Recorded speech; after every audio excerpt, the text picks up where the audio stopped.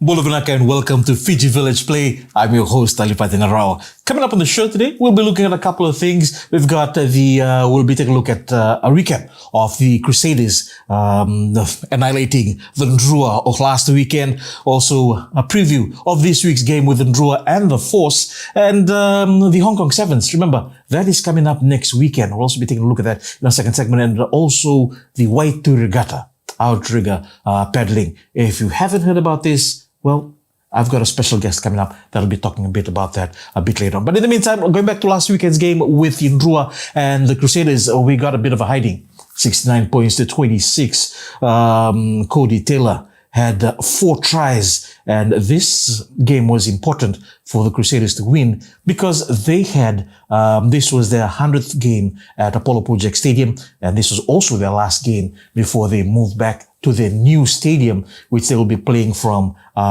in the next 2 weeks. So they had a point to prove, and they went out there and they proved themselves. The Ndrua, however, picked up on a few iffy calls by the ref, and the Ndrua coach during the press conference, he also spoke about a few calls there that they spoke to the ref with after the game. Although it was a bit too late, he says they don't want to be known as a team that complains, but there were a few iffy calls. Take a look at this. Yeah, no, we got a review from Paul Williams. He puts his hand up on a few things. Obviously, we're disappointed. We certainly don't want to be a team that moans, but, you know, it was clearly stated that we knew the Crusaders would give away penalties. They've done it their whole career. Even when I was refereeing, they continue to do it. And, you know, how on earth one of those tries was awarded is mind-boggling. I think H did a great job on sacking the line out. We get penalised for that. That goes to a maul, which they score from. You know, moments that shouldn't be overseen, really, in terms of officiating. We certainly, like you said, they were red hot, and we didn't help ourselves. But you know, it's certainly disappointing that we continue to unfortunately not get the rub of the green around it. There you have it, Coach Glenn Jackson with his take on a few of those calls that, you know, that, as he said, that the green didn't quite rub the Ndrua's way. Also, another rugby analyst all the way from South Africa, Kick on Rugby, he said that there was a try there, a few places there that he thought that the Crusaders might have cheated.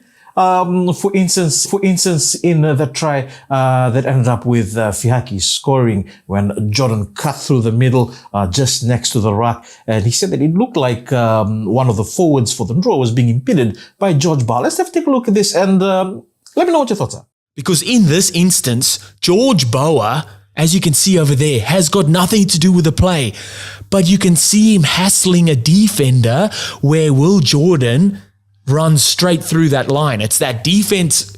There's those defenders for the Drua in and around the ruck, the 1-2 defender.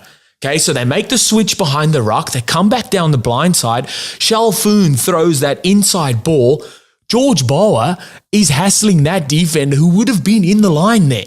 Will Jordan makes a clean break through where that defender would have been.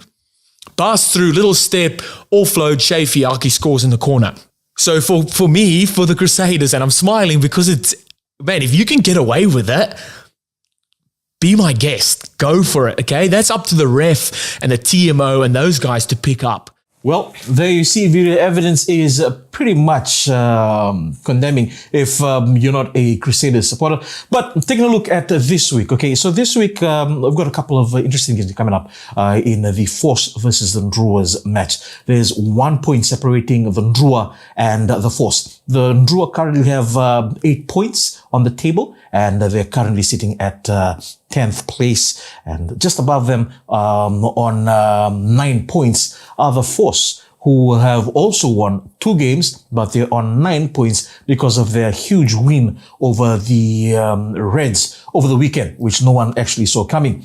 But another thing as well to look at this weekend is that NRL convert now into rugby, Zach Lomax, will be making his debut off the bench, mind you, but still, this guy they're saying is the person to watch. But let's take a look at this week's Ndrua lineup that Coach Jackson said. He's got quite a few changes that he's made.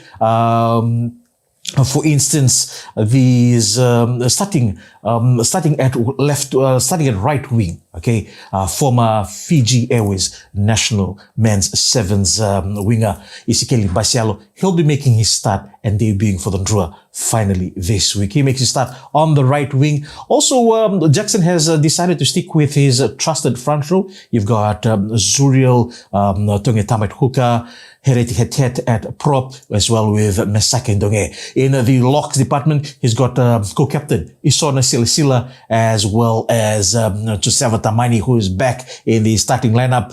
For the second row, he has got Tonya Wanga, who has proven to be an amazing discovery this season, scoring tries willy-nilly whenever he feels like it. And he's accompanied by Motikai Murray in the second row, with Elia Vanakevata anchoring things down at number 8. In the halves, we've got for the second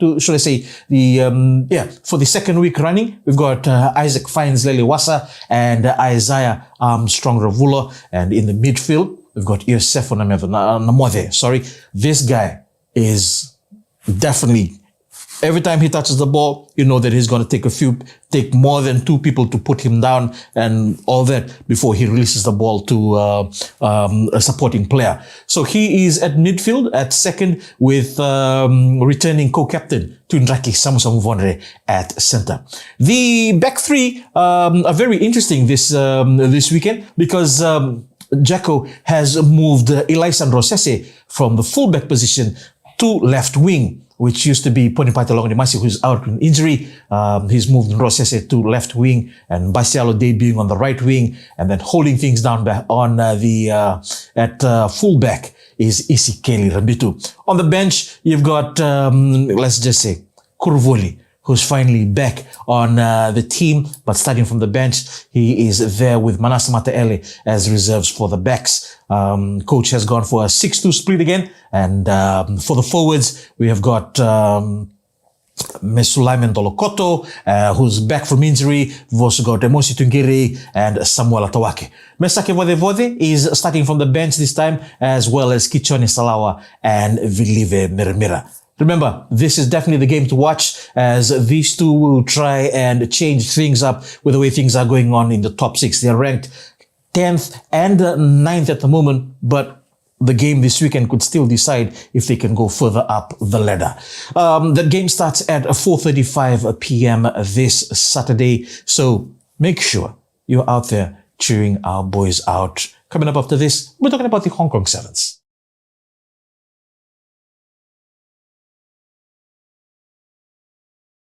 Bulavanaka, and welcome back to Fiji Village Play. I'm your host, Alipate Narawa. As I said, coming up next weekend, we've got the Hong Kong Sevens. It's a special occasion, not just because it's Hong Kong, the Mecca of Sevens, but also because we'll be celebrating the 50th year of Sevens at Hong Kong. And even though it's not going to be played at Sokonpo, it's at Kai Tak Sports Stadium, it's still a big occasion. This kicks off the World Championship Series we've done with the World 7 Series. Now this is the World Championship Series, which kicks off in Hong Kong. And the next one coming up after this is in Spain, before it rounds off in France in 2 months' time. Right, so kicking things off, there's a couple of gang that are hoping to debut next weekend. You've got Yarrow Chiefs trio. You've got Wamer Tuva, Tomasi Vuluma Stark, and also Isaiah Rumu. And hoping to make his debut as well. He was part of the squad that went out to Vancouver and LA. However, he did not get a chance to play. And that is Police Blue player Aquila Ndranivotua. These guys have been named in the Hong Kong squad, and definitely looking forward to this. Couple of, let me just go through the name of the team list. Okay, Cheremai Matana is at captain. We've also got Joseva Talavolo. We've got Felipe Sauturanga, Apete Narongo, Bogini Soko, and with these new players that are coming in, man, this is definitely a side that Coach Ose Kolinisau has been putting together for some time, since they came back from the LA Sevens after finishing second in the World Series. So he has, when we've asked him a couple of times what he will be working on, he said they'll be working on the kickoff retention and also not rushing into tackles, trying to make that one hit that will change the way the game is played. He's told them, wait for them to come to you, then you tackle. But definitely something to look for. Just taking a look at the games. Okay, so the games start next week Friday. Okay, next week Friday afternoon the game starts. So Fiji's first game is at 5:11 p.m. 5:11 p.m. They will be taking on Germany. They'll be taking on Germany, and then Great Britain at 8:21 p.m. and then the next games on Saturday. But remember, Chock-a-Block Sports Weekend next Saturday as the Hong Kong Sevens starts next Saturday. Another thing that we need to look out for as well when it comes to the Hong Kong Sevens is that the Fiji teams are currently there now. Coach Ose Kalinsau had said that they would be going earlier to acclimatize. They've got some matches, some warm-up matches lined up. They had a warm-up match with the Hong Kong side yesterday. And as things track, they should be ready to pick just in time for the tournament when it kicks off next week Friday. So if you haven't got anything planned for next week Friday, remember 5:11 p.m. next week Friday is when the Fiji Airways men's national seven side takes on Germany. Just in case you haven't figured out the format, remember throughout the World Seven Series, there were only 2 pools. Now in the World Championship Series, there are 3 pools of 4 teams. But here's the thing. The quarterfinals that a lot of gang have been complaining they've been missing, well, the quarterfinals are back. So from the 3 pools, it'll go into the quarterfinals, which is on Saturday night. And then on Sunday, we've got the semifinals and the finals. So definitely looking forward to a weekend of sevens coming up next week. Wishing our boys all the best. Taking a look at our Fiji Airways Fijiana seven side experience squad going. We've got a few of the veterans going in Sesenia Lindono. We've also got the Vuru, Rapu Lunisau, and also our skipper, very nice Ditavutu. Now this gang are not new to the game, so they know what needs to be done and where it needs to be done. They've also got two girls that are hoping to debut next week. They are pooled with, okay, here's the thing. The Fijiana are pooled with New Zealand, Japan, and Brazil. I think Japan and Brazil they can handle, but New Zealand, they've been at the top of the game. New Zealand and Australia have pretty much been ruling the women's sevens rugby for the last couple of years, so that'll be a tough tussle. Fiji's first game, however, is at 8:44 p.m. next Friday. So if you're not doing anything next Friday, remember, mark your calendars. The Hong Kong Sevens, should I say, the 50th anniversary of Sevens is next week at the Hong Kong Sevens at Kai Tak Sports Park in Hong Kong. Coming up after this, as I said, we'll be taking a look at something interesting that not a lot of people are familiar with. I'm talking about outrigger paddling. I've got a special guest coming up straight after this for you that'll explain the do's and the don'ts, the ins and the outs of the paddling, the Waitui outrigger regatta that happened over the weekend.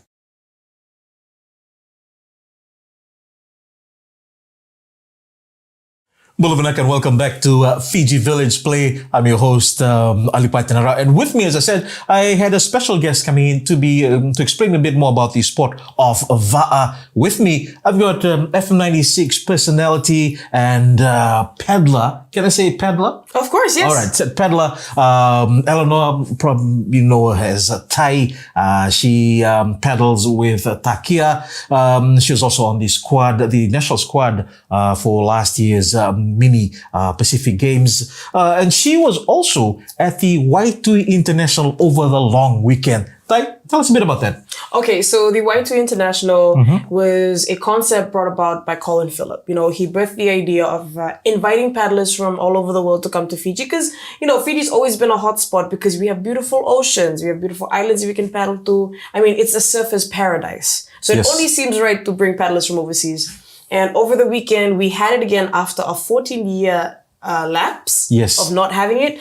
And I would say, personally, it was a success. It was a success. It was definitely a success. International teams, international paddlers? Yes, we had teams from Solomon Islands. We had teams from PNG. We also had individual paddlers that came from New Zealand, Tahiti, New Caledonia even. So it was such a great union of people who, you know, not only love the ocean, but they love the sport of Va'a. I think we also had a few paddlers here that visited us from New Zealand. Were they from the Wakaama? That tell us a bit about Wakaama and the link to the Waitui International. So Wakaama is basically the I would say the Waitui International of New Zealand, but it's predominantly just sprint races. So in paddling, sprints is considered a 500-meter race and a 1,500 meter turn race.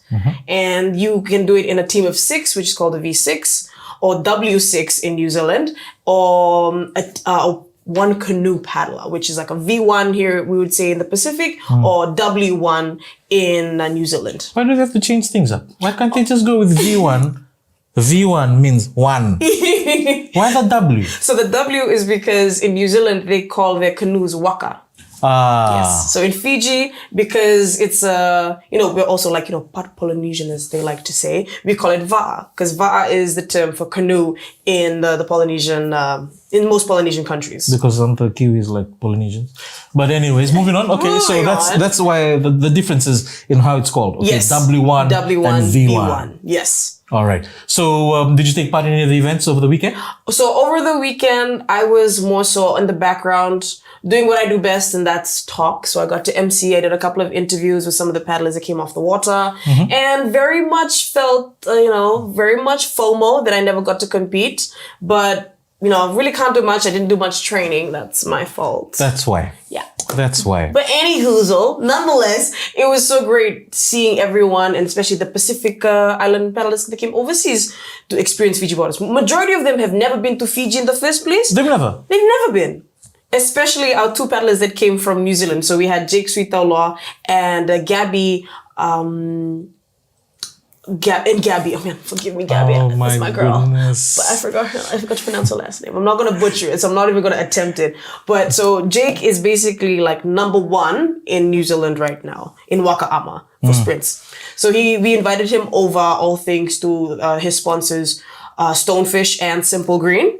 And they just said they absolutely love the experience. Not only the paddling in Fiji waters, but the whole, Fiji hospitality. The vibes. Oh, yes. The vibes. The vibes. Just bringing you back to Fiji, how many local clubs do we have? So currently, registered local clubs that we have are about 7. We have 5 in the central area. Could you just name them? So we have Kaiwai Aotearoa Canoe Club. We have USB Islanders. We have Tafanga Aotearoa Canoe Club. We also have Vai.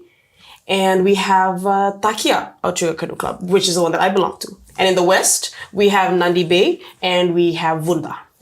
Oh, so 2 so far. Yes, so 2. in the west. I heard that there was plans of other clubs forming. What is it? So we're currently, the one in Ovalau. Ovalau is currently trying to, build a more community-based, less competition, but more community-based, trying to get the kids off the streets, not into bad habits, but into a good sport like Va'a.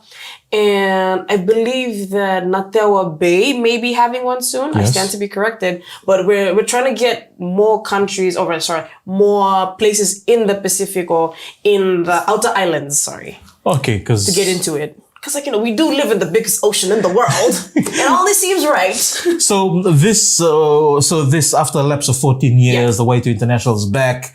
Where to from here?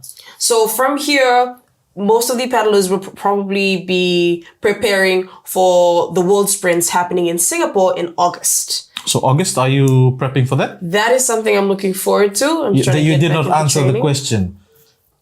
I'm looking forward to it. I do not want to jinx it. Yes, I'm hoping to. All right, Seth, that was Tai with her take on Va'a and the Waitui International that happened over the weekend.